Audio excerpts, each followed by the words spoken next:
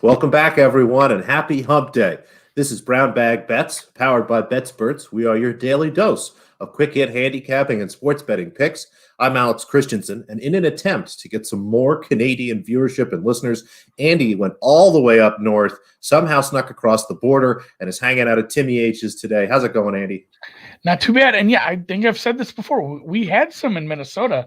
They tried to Canadianize us. They opened like 5 branches up in didn't make it. Like, we got Duncan. Like, get your ass back to Canada. And now if you live in Ontario, you can't even leave Ontario. So you will just have to have your Timmies. And that was our Canadian corner for today. But yes, I just clicked this. I couldn't see it in the previews. They're so much smaller. And then I got to it. I'm like, oh, this is the Tim Hortons one. Whatever. We'll roll with it. It's Wednesday. Fuck it. We're fine. Yeah, none of them lasted. Patrick says there were some in St. Louis. Apparently it was a failed foray into the US market, but whatever. We have a lot of Canadian friends. We respect their love for Timbits, and we'll roll on into the Wednesday slate. What you say, huh? Yeah, let's do it. I will mention again that we're hiring. Yes. And don't be too, if you have taken a look at that job, don't be too intimidated by the giant list of things that are on there. I believe if you are excelling in any of those things, you should apply, and we can certainly work with someone on trying to fill in the rest of those skills with some training or some help or some overlap with some other people at the company. So definitely take a look at that. I will retweet that again today. And yeah, let's just slide right into the NBA because it seems like you had a little bit of action today. It is a gigantic slate in the NBA tonight. We have 12 games. So, normally I just have 1 or 2 things picked here. I don't know what these are, Andy. These look old. Yeah, I might have pulled some old numbers. So this is not what I wanted. That's okay. Andy sort of slides around here and figures things out. As I was taking a look today, again, a bunch of games. The first thing that stuck out to me, Cleveland, the money line here. Cleveland is an underdog at home. They're hosting the Chicago Bulls. The Bulls continue to be without Zach LaVine. Cleveland looks to be healthy. Jared Allen's back. Colin Sexton's been playing very well. Just really like this matchup for Cleveland. I have them as small favorites here. The line's right around 1.5, 2. Usually I would like to grab +3, but when you get down to 1.5, 2, 2.5, I'm happy to just grab the money line here. +120. Again, I have them as a small favorite, so pretty good value in that for me. I think plus anything is probably a solid play. Cleveland's been great at home. They have the bigs to match up with Vucevic. They have the rebounding to keep the Bulls off the board. And again, no Zach LaVine, so the Cleveland guard should really carry the day there. Like the matchup, like my numbers here, so we'll go with an underdog, Andy, +120. I like it. I'm not excited about betting Cleveland, but a couple weeks ago I wasn't excited to betting, the Knicks every night, and here we are. It's been a thing, so fuck it. We'll roll with the numbers. Yes, indeed. Another underdog here, Memphis. They're right around +1 or so.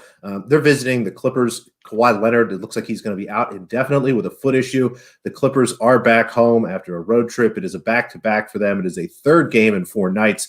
I expect them just to be absolutely wiped out from a physical standpoint. Memphis looks like they might get Jaren Jackson Jr. back tonight. I don't expect him to play a full load, but that'll be good for the locker room. And if he plays even 15, 20 minutes, that'll be a nice pickup for Memphis. Brandon Clark's healthy. John Morant's healthy. All the other backups that kind of had nagging injuries for Memphis seems like they're all right. So, again, happy to take them at plus anything here. I actually got, I think, like +105 or +108 or something. Similar to Cleveland here, I have them a small favorite, a little bigger of a favorite than I would have Cleveland. I'd have them probably -2 in this game, right around -120 or so. So, plus anything's good here. Like the Grizzlies on the road in Los Angeles. Yeah, that was a bit of a surprise with the Clippers last night. They shystered us you pretty much predicted it. You said, like, if this is what's happening, we're in trouble. And then the NBA, as it will do every day to somebody, got us. I was surprised it was Kawhi because he had been off the injury reports, and I guess his foot thing came back or something, and he wasn't on there because they were planning on announcing that. But that'll be okay. We'll go against him tonight in that spot. And then I do have a total We're back to the unders here. It's, I think, been a little while since I've had one of these that I really like. Utah, Houston, under 226.5. As I start to look at my numbers here, let me just double check where I had that. I have this game at 221, maybe 222. So under 226, really anything down to under 225 should be okay. Utah is without Donovan Mitchell. Houston is not interested in winning. I think we're just going to see a slow, kind of ugly game here. I think both teams, Utah is going to be able to defend Houston. Houston is, they'll be there, but Utah, again, without Mitchell, does not put up a lot of big numbers. I think that we'll see a pretty low score tonight. My only hesitation is, maybe we might have some blowout potential here. So if you're watching this game live and we get to the end of the first half and the under's looking pretty good, Utah's up by a bunch of points, don't hesitate to middle there with a little bit of a live over or something. I'll try to tweet or put something out on BetSports for that. But under 226.5, all the way down to under 225 looks good to me there. I like a middle on a blowout, because I feel like they over-adjust a little on those sometimes. Maybe the only good betting I've ever done in the NBA is live betting. And boy, when that doesn't go right, bless you.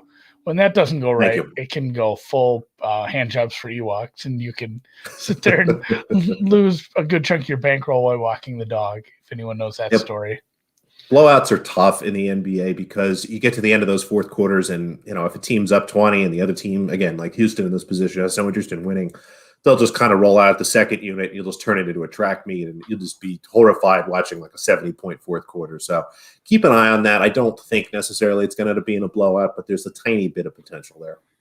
Yeah, the Houston is very, very, very bad. And there he is. I was wondering if I could, say the devil's name and watch him appear there. Live betting the NBA is easy peasy. It certainly is not. But if you pay attention, there's often some bad lines. I know a few guys who sit there and watch those screens the whole time and will pick off bad stuff all the time. Here's where I'm at today. I don't know.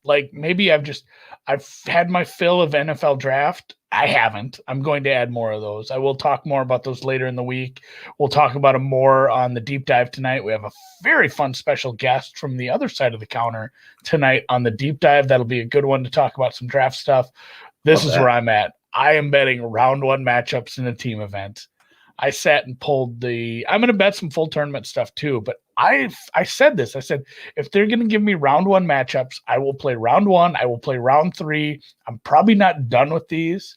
I'm probably going to bet more of these. I'm probably going to find some underdogs I like. I needed to just kind of evaluate some of those numbers first. But there was like four favorites that just popped out at me real hard right away. And this is, I said, maybe a little bit easier, because essentially these four men that are playing with each other, against each other, are all going to just play. They're all going to play the holes. They're all going to play all 18 holes.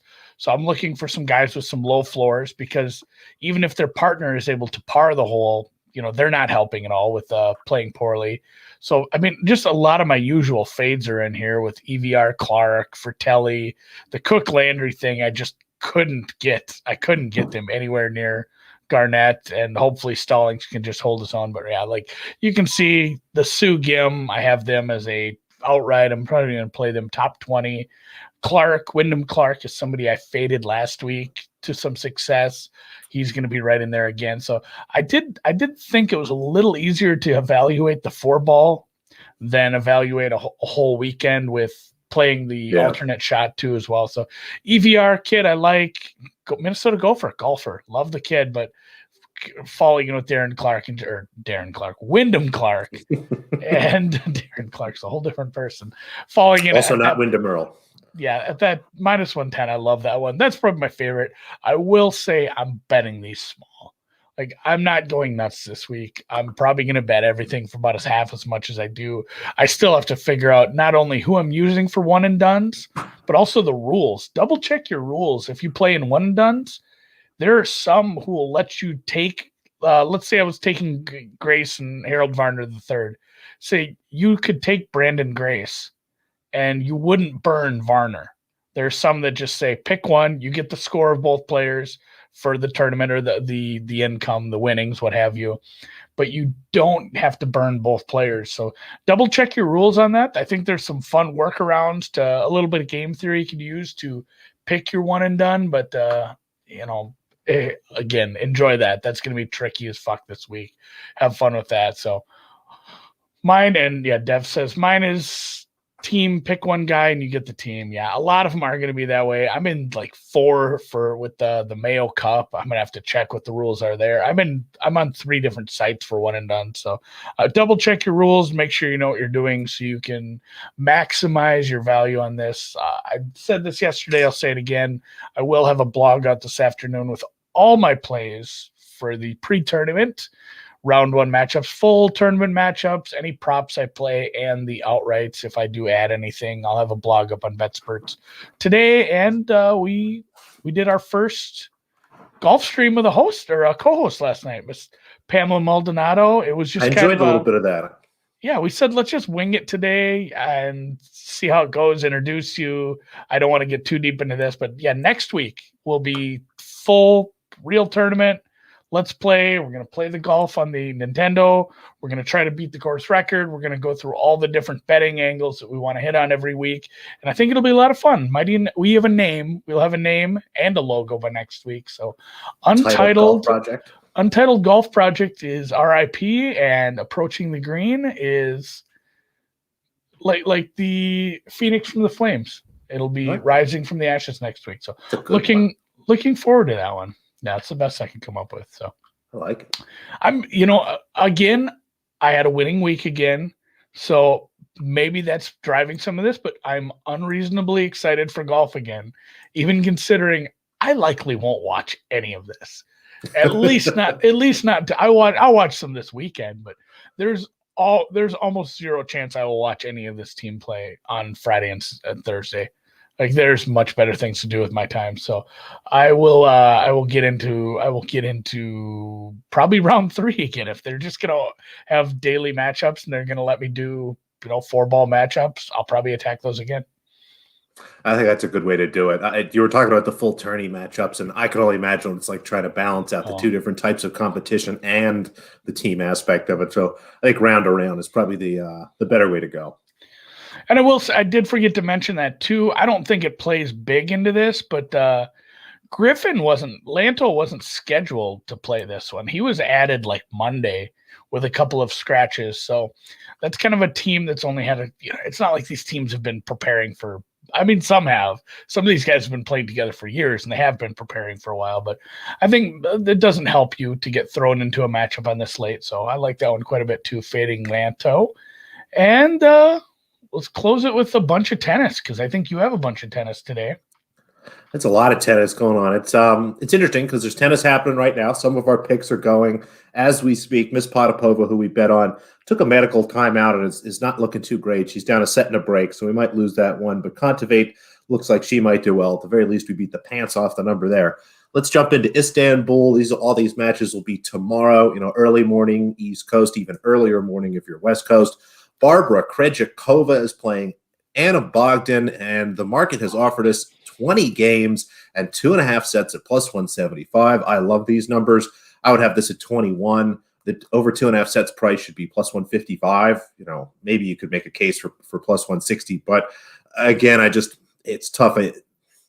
As you go back and look at a lot of tennis statistics, your average tennis match is very quick. But when you have competitive matches like this, you go to look at the money line here. I believe it's pretty close. Oh, no, actually, I'm sorry, it's not. Krejcikova is a solid favorite here. So, taking a look at this, I think the match will be long. Krejcikova is the better player, but I think Bogdan's going to be a lot more competitive than we're getting credit for here. So happy to take the overs. Again, I'd have it at 21 and plus 155. So 20 and a half is fine. The over 2.5 sets, you could play that down to probably plus 165. So we'll stack it up there for you, Andy. I love a stack. I always play these. Yeah, but I do like the dogs a lot. I like your reasonable dogs. Like this Kanepi one. That's going to make the card for me for sure tonight. Kanepi's plus 105. She's playing Veronika Kudermetova, who was our champion a few weeks ago. Has done very well. The unknown Kudermetova. That's right. Well, if you know tennis, you know the Kuder monster. this is not her best surface. She generally plays better on hard courts. Clay, she does well. I mean, she holds up nicely, but Kanepi is someone who generally does a lot better. I love the way that she played in her first match. I have her as the favorite here again, -120, almost -125 as I start to look at some of my numbers. So plus anything's good here, even like a -105 on Kanepi is probably fine. I just think Kudermetova is getting a little too much credit from her title on the clay in Charleston as opposed to the real clay that we have this week. Is there any differences? Are these pretty similar? This is both like, I think I grabbed the right screenshots. I haven't watched any women's tennis yet this week, but like I feel like I grabbed, but I think Stuttgart used to be a different surface as well too. So hopefully, Stuttgart was hard court. It's always been indoors, but you got an outdoor clay court there, so that's good. Yeah, no, and it's this one for sure is right. It says Stuttgart on the dirt, so. Yeah, the only real difference is Stuttgart's indoors, which really what that means is it's better for servers. They don't have any wind messing up. Your better servers will tend to be more accurate. Some of your power players can swing a little more freely, not having to play the wind. And what we have here is a match that just really confuses the heck out of me. Karolina Pliskova. Now, this is Pliskova the greater. There are two Pliskovas. This one, Karolina, is the better of the two, but has had a really tough year despite being someone that really has all the tools you'd want from a tennis player. She has a lot of power. She has arguably the best serve on tour when it's going well, moves well, generally plays with a fair amount of intelligence. She's playing Elena Ostapenko here, who is a ton of fun to watch. She just is running out there, smashing the ball. If you're someone that likes to watch where people stand on return, Ostapenko gets about as close to the net as she can, whereas other players on clay will tend to stand back more so they have more time to get to the ball and move and kind of return, where she likes to create a lot of pressure.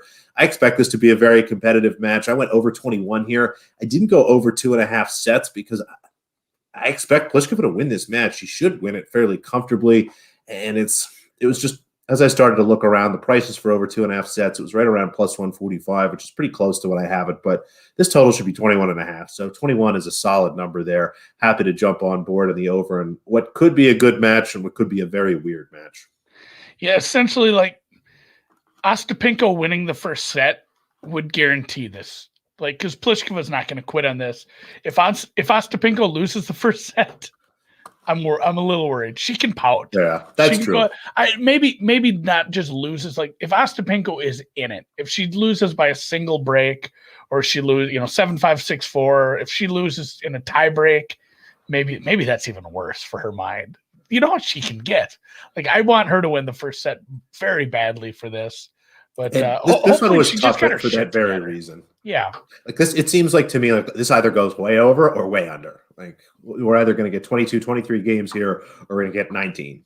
Again, I think we'll go over. But if you watch this tomorrow, or you get up and look down at your score, and it's something like 6-4, 6-2, it was in the realm of possibility. Yeah, now, we've got another underdog here, Andy, and this one's not as modest, but I'm actually playing this one for a full stake. Usually, when we're talking about something in the +200 range, something at this big a number, I'm going half a stake. I think this is a really big edge. Angelique Kerber, in her second match, has had a chance to play on these courts, look very, very good, beating the pants off the qualifier in her first match today. She faces Alina Svitolina. Svitolina had a bye in the first round, has yet to play here, has yet to play on clay at all, and has been spending a lot of time taking pictures and talking about being engaged. Congratulations to her. Very happy for her and Mr. Monfils. That'll be really fun. I like the GEMS acronym. That really worked for me and stuff. But when it comes down to tennis, I've got Kerber in her home country in some good form on a surface where she generally does a little bit better, given that she can be inside, she can handle the serve, whereas Svitolina would, frankly, I think, prefer to play outside where her fitness and things like that have a bigger edge. So happy to take Kerber here, +195. I have this much, much, much lower than this. I have her like +130, +140. I kept playing around with stuff trying to see if I could get it to this number, and I couldn't. So happy to take this +195. And again, this is a full stake for me when normally it would be a half or 3/4 of a stake at this price. Yeah, she's a high-end player. She has been. That's the weird part about some of the ebbs and flows in the WTA market, granted, surface dependent too, and who you're playing. Like I just looked at Tsitsipas' number for tomorrow, and that is prohibitive. I was hoping to back him at like -4, -4.5. It's going to be like 5, 5.5 versus ADM. Those are two top 25 players. It's weird that Demon Hour isn't better on clay, but he isn't. I guess he just doesn't. He can't hit through it. He is always hoping other people miss. He can't hit winners. No, maybe if he puts on a little weight, He's a skinny little fart. So, but yeah, like you have 2 top 25 players, and one is like a minus 800 favorite or whatever 1.14 is. So that one is I'll just cheer from Tsitsipas, cheer for Tsitsipas from afar. I used to hate that kid. I hated his guts. Like when he first came out, he was stupid. You talk about the Gems Instagram, like Tsitsipas, that's all he cared about. He was gonna be like a YouTuber. It's like the Spicoli of tennis. Yeah, like he looks like Spicoli. Like if Spicoli were to be, and like maybe Tsitsipas is going to order a pizza on court one day. I'm just waiting for it. But like that same sort of way, feel like, hey, everything's going to be okay. He's a little more philosophical, but it's. I'm getting close. I don't know if that's the best analogy, but something like that. Yeah, for sure. And then we'll close here. Patrick brings up day baseball. Do the Phillies win today? I think it's Elfin on the mound.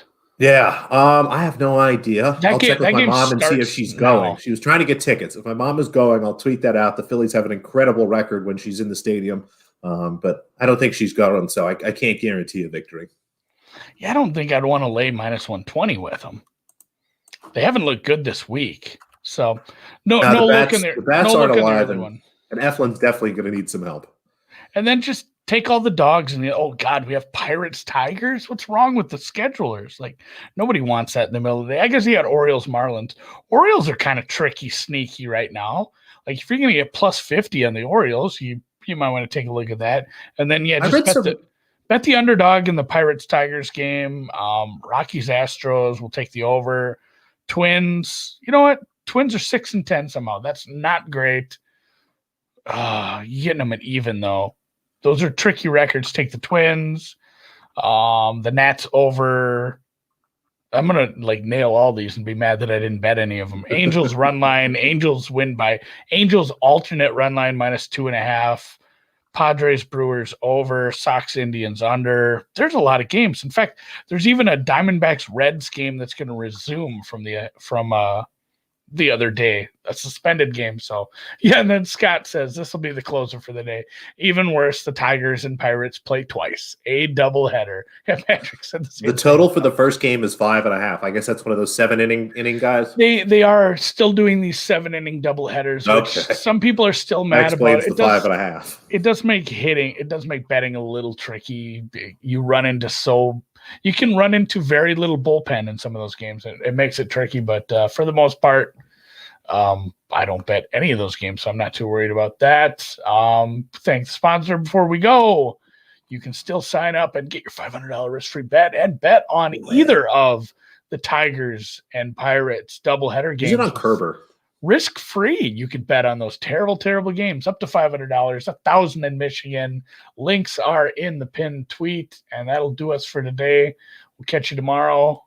A little bit of everything, and I think more draft props tomorrow. I'm starting to build that up, so we'll get there. I almost hit the opening title credits. I got to do the closing title. See, folks, this is why we're hiring someone. Andy needs help. Yeah, a producer would have nailed it. Think about all the picks he'd be giving if he didn't have to do this kind of stuff. Yeah, I'd be betting baseball.